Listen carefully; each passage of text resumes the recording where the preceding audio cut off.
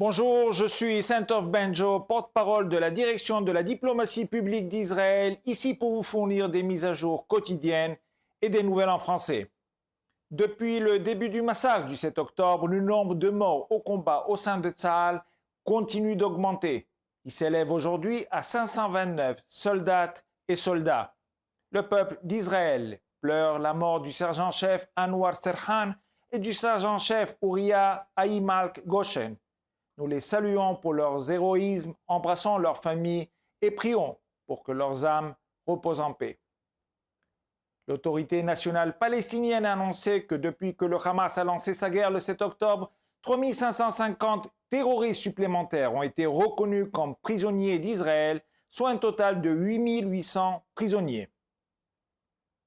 Avant le 7 octobre, les prisonniers de l'autorité palestinienne recevaient 13,5 millions de dollars de salaire mensuel en récompense de leurs actions terroristes. L'augmentation de près de 67% du nombre de prisonniers coûtera initialement à l'autorité palestinienne 16 millions de dollars de plus que l'année dernière, soit un total de 161 millions de dollars pour les salaires des terroristes. En outre, le quotidien officiel de l'autorité palestinienne a annoncé ce matin qu'il y avait 23 210 martyrs supplémentaires. L'autorité nationale palestinienne, par l'intermédiaire de l'OLP, verse aux familles des soi-disant martyrs, y compris tous les terroristes qui ont tué en attaquant des Israéliens, une récompense immédiate de 1 600 dollars, puis une allocation mensuelle de 375 dollars par mois à vie. L'un des bénéficiaires du programme Payé pour tuer de l'autorité palestinienne n'est autre que Yahya Sinwar, le chef de l'aile militaire du Hamas. Cette semaine, l'Union européenne a sanctionné Sinwar en l'ajoutant à sa liste de terroristes. Cette mesure permet à l'Union de geler les fonds et autres actifs financiers de Sinwar dans les États membres de l'Union européenne. Sinwar a orchestré le massacre du 7 octobre. Il est responsable de la souffrance des Israéliens et des Palestiniens. Aujourd'hui, Kfir Bibas a 1 an. Tragiquement, Kfir passe son premier anniversaire en tant qu'otage du Hamas. Un quart de sa vie s'est écoulé en tant qu'otage. Il a été kidnappé avant même d'avoir appris à dire le mot « maman ».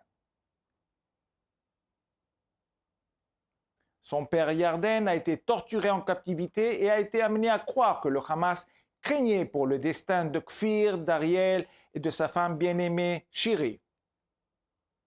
Les kidnappeurs de Kfir, les tortionnaires de Yarden, les envahisseurs de Nir Oz, Sinwar, chef du Hamas, ils sont tous maintenant à la solde de l'autorité nationale palestinienne. Récemment, une histoire extraordinairement choquante a été révélée concernant la vente de la tête d'un soldat israélien décapité à Gaza pour la somme de 10 000 dollars. Le soldat sergent Adir Tahar, âgé de 19 ans, a été tué et lynché le 7 octobre. Son corps a été torturé et mutilé. David, le père d'Adir, a raconté à la télévision israélienne ce que les terroristes ont fait à son fils. Appeler les terroristes bouchers est un compliment. Ils l'ont décapité et ont emporté sa tête à Gaza. David a passé plus de 2 mois et demi à la recherche de la tête de son fils.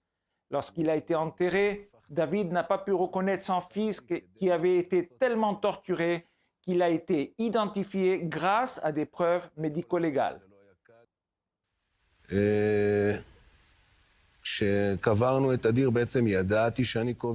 Je savais que j'enterrais mon enfant sans une partie essentielle de lui. Il a tout vu, toutes les atrocités commises par les terroristes du Hamas et filmées avec leur caméra GoPro, jusqu'à ce qu'il voie la vidéo dans laquelle son fils a été décapité.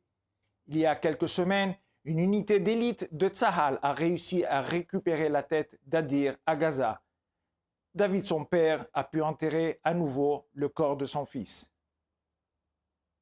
Quel genre de société porte en souvenir la tête d'un soldat mort, torturé et mutilé? Une société où le massacre est récompensé, une civilisation où l'enlèvement de bébés et d'enfants en bas âge est justifié, un peuple qui a militarisé le viol et la mutilation. Le prix à payer pour nos têtes, mortes ou vivantes, sera élevé. Alors que les amis et même les alliés d'Israël continuent d'encourager l'implication de l'autorité palestinienne dans une Gaza post-Hamas, Abbas, son président, continue de financer les meurtriers des Israéliens.